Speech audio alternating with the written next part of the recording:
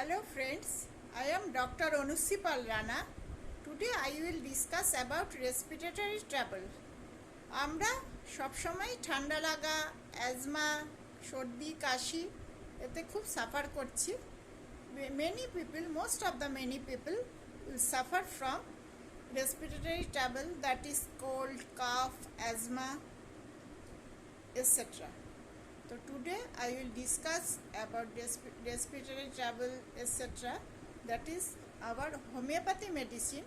মানে আমাদের হোমিওপ্যাথিতে খুব অব্যর্থ একটি ওষুধ আছে ঠান্ডা লাগার জন্য। তাতে যে কোনো আপনাদের কাশি হোক, সর্দি হোক, কাশি বা অ্যাজমা থাকে, তাতে আপনারা অব্যর্থ ফল পাবেন।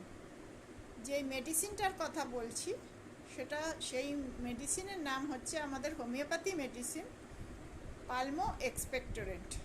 এটি লিকুইড ফর্মে থাকে, সিরাপ বা লিকুইড ফর্মে থাকে। সিরাপ লিখলেও হবে, সিরাপ বললেও হবে। সিরাপ পালমো এক্সপেক্টোরেন্ট 2-3 ফোঁটা বাচ্চাদের জন্য আর 5 ফোঁটা করে বড়দের জন্য in warm water taken by TDS, মানে অ্যাট 3 times ডেলি।